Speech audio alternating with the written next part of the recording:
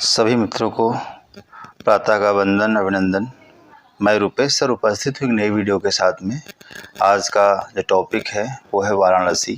Class 10th से जो संस्कृत है उसका पहला अध्याय है और इसमें हम आज संस्कृत कैसे पढ़ते हैं और इसका अनुवाद कैसे करेंगे, इसका अर्थ यही समझना है आपको। और साथ में आपको बता चलूँगा कि जो गद्यांश आपका या जो अनुवाद आप कर रहे हैं वो एग्ज़ाम में लगभग कितनी बार आया है। तो समय न गंवाते हुए चलते हैं टॉपिक पर। और आपको स्क्रीन पर देखने को भी मिलेगा, आप देख करके भी पढ़ सकते हैं। लिखने के लिए अगर हम बात करें तो आप इसका जो अनुवाद हिंदी में है वो आप लिख सकते हैं। अगर कोई समस्या होती है तो कमेंट में आप लिखें, आपकी प्रॉब्लम को सॉल्व करने का मैं प्रयास करूँगा। वाराणसी सुविख्याता प्राचीना नगरी इयं विमल सलिल तरंगायाः गंगायाः कूले स्थिता। तो पहली बात तो शब्दार्थ बताता चलूँ। सुविख्याता का मतलब होता है बहुत प्रसिद्ध, और विमल सलिल तरंगायाः का मतलब है स्वच्छ जल की लहरों से युक्त। कूले का मतलब होता है तट। तो अब आप इसमें समझिए कि वाराणसी बहुत प्रसिद्ध प्राचीन नगरी है। यह स्वच्छ जल की तरंगों वाली गंगा के तट पर स्थित है।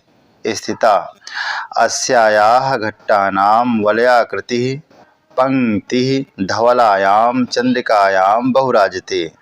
अगणिताः पर्यटकाः सुदूरेभ्यः नित्यम् अत्र आयान्ति। अस्याः घट्टानां शोभां विलोक्य इमां बहु प्रशंसन्ति। इसमें आपको समझना है, घट्टा नाम मतलब घाटों की, वलयाकृति मतलब घुमावदार आकार वाली, चंद्रिकायाम चांदनी में, बहुराजते बहुत सुंदर लगती है। अग्रताह का मतलब होता है अनगिनत, पर्यटकाह का मतलब होता है घूमने वाले, अत्र मतलब यहाँ, विलोक के मतलब देखकर। अब इसका आप हिंदी में अनुवाद समझें कि इसके घाटों की घुमावदार आकृति चंद्रमा की सफ़ेद चांदनी में बहुत सुंदर लगती है। यहाँ प्रतिदिन दूर दूर से अनेक पर्यटक आते हैं और इसके घाटों की सुंदरता को देखकर इसकी बहुत प्रशंसा करते हैं। तो घट्टानांच शोभाम विलोक इमाम बहु प्रशंसन्ति। इसके बाद अब आप समझिए अगला। इसमें अनुवाद की अगर हम बात करें तो अनुवाद मैंने आपको बताया। अगर आप लिखना चाहते हैं तो संदर्भ भी मैं आपको बताता चलूँ, जिसमें आप संदर्भ में ये लिख सकते हो कि प्रस्तुत गद्यांश हमारी पाठ्यपुस्तक के संस्कृत खंड में संकलित वाराणसी नामक पाठ से लिया गया। तो ये हो गया आपका संदर्भ, और अनुवाद मैंने आपको बताया है। अगला चलते हैं। वाराणस्यायां प्राचीन कालादेव गेहे गेहे विद्यायाः दिव्यम ज्योतिः द्योतते। इसमें आपको समझना है कि प्राचीन कालादेव, इसका मतलब है प्राचीन काल से ही, और गेहे गेहे का मतलब होता है घर घर में, और द्योतते का मतलब होता है प्रकाशित है। इसमें आपको समझना है कि वाराणसी में प्राचीन काल से ही घर घर में विद्या की अलौकिक ज्योति प्रकाशित है। अधुना अपि अत्र संस्कृत वाङ्मयधारा सततं प्रवहति, जनानां ज्ञानांश वर्धयति। अत्र अनेके आचार्याः मूर्धन्याः विद्वांसाः वैदिक वाङ्मयस्य अध्ययने अध्यापने च इदानीं निरताः। इसमें क्या बोला? वर्धयत मतलब बढ़ाती है, और सततम का मतलब होता है लगातार। आज भी यहाँ संस्कृत वाणी की धारा लगातार प्रवाहित हो रही है, तो लोगों के ज्ञान को बढ़ा रही है।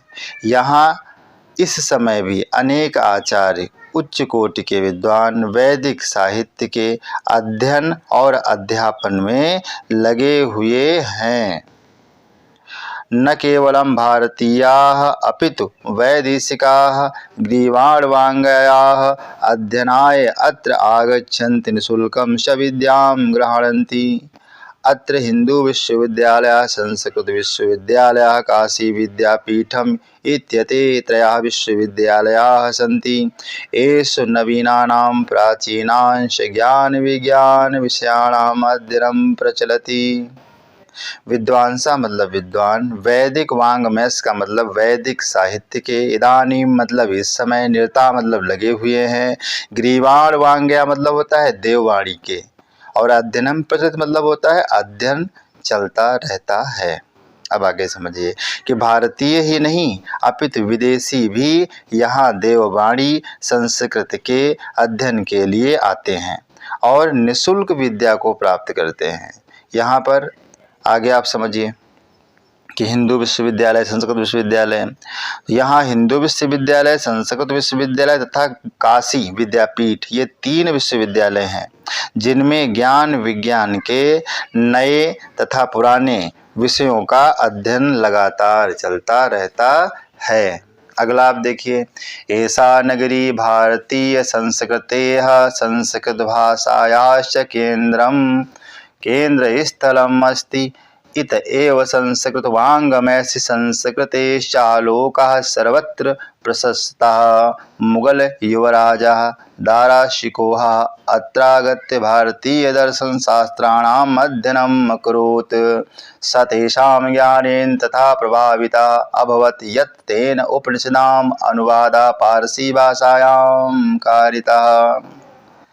अब इसमें आप शब्दार्थ सब समझ लें, उसके बाद मैं आपको हिंदी में बताता हूँ इसका अर्थ। इत एव यहीं से, और संस्कृतेश संस्कृति का, आलोक मतलब प्रकाश, सर्वत्र मतलब सब जगह, और प्रशस्ता फैला हुआ है, अत्रागत यहाँ आकर, और कारिता करवाया। अब समझिए, यह नगरी भारतीय संस्कृति और संस्कृत भाषा का केंद्र स्थल है। यहाँ से संस्कृत साहित्य और संस्कृति का प्रकाश सभी जगह फैला है। मुगल युवराज दारा शिकोह ने यहाँ आकर भारतीय दर्शन शास्त्रों का अध्ययन किया था और वह इनके ज्ञान से इतना प्रभावित हुआ कि उसने इन उपनिषदों का अनुवाद फारसी भाषा में करवाया। अगला है, इयम नगरी विविध धर्माणाम संगम स्थली। महात्मा बुद्धा तीर्थ शंकरः पार्श्वनाथः शंकराचार्य कबीरः गोस्वामी तुलसीदासः अन्ये च बहवः महात्मनः अत्रागत्य स्वीयान् विचारान् प्रसारयन्। न केवलं दर्शने साहित्ये धर्मे अपितु कलाक्षेत्रे अपि इयं नगरी विविधानां कलानां शिल्पानां च कृते लोकविश्रुताम्। अत्रत्याः कौशेयसटिकाः देशे देशे सर्वत्र स्पृहान्ते। अत्रत्याः पितृमूर्तयः प्रथिताः इयं निजां प्राचीन परम्पराम् इदानीमपि परिपालयति तथैव गीयते। कविः बोला है कि मरणं मंगलम यत्र विभूषति विभूतिश्च विभूषणं कौपीनं यत्र कौशेयं सा काशी के नमीयते। अब मैं आपको शब्दार्थ बताता चलूँ, उसके बाद में आपको हिंदी में अनुवाद करूँगा, आपको समझाऊंगा कि विविध धर्माणाम विभिन्न धर्मों के, संगम स्थली का मतलब होता है मिलने का वह स्थान, बाहवा मतलब बहुत से, और अत्रागत्य मतलब यहाँ आकर, सुयान अपने, और प्रसारयन फैलाया, शिल्पानांश शिल्पों के कृते मतलब लिए, विश्रुता प्रसिद्ध, और कौशेय सटिका मतलब होता है रेशम की साड़ियाँ, स्प्रहांते का मतलब होता है पसंद की जाती हैं, प्रथिता प्रसिद्ध हैं।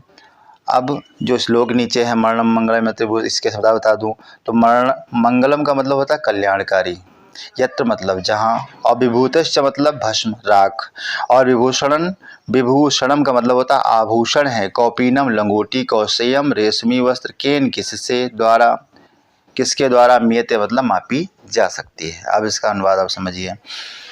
इयम नगरी विविध धर्माणाम संगम स्थली। महात्मा बुद्धा, यहाँ से, यह नगरी विविध धर्मों की संगम स्थली है।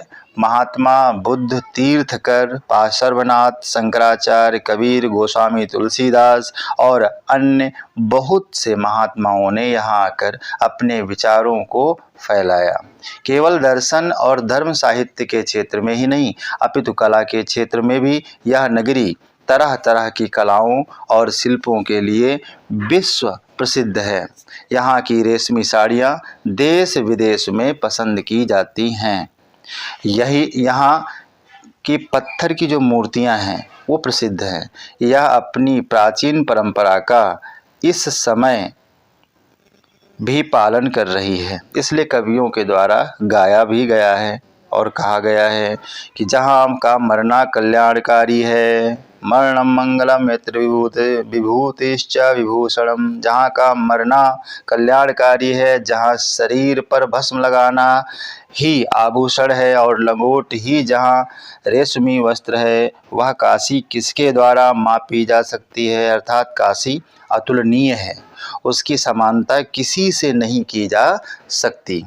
तो अगर यह अध्याय आपको पसंद आया है तो वीडियो सुनने के बाद, समझने के बाद अगर आपको पसंद आता है तो प्लीज़ इस वीडियो को सब्सक्राइब करना ना भूलें, लाइक करना ना भूलें और बेल आइकॉन का जो बटन है उसको दबाना ना भूलें, ताकि मेरी जो वीडियो तुरंत अपलोड होगी यूट्यूब पर वो आपको सबसे पहले मिल जाएगी।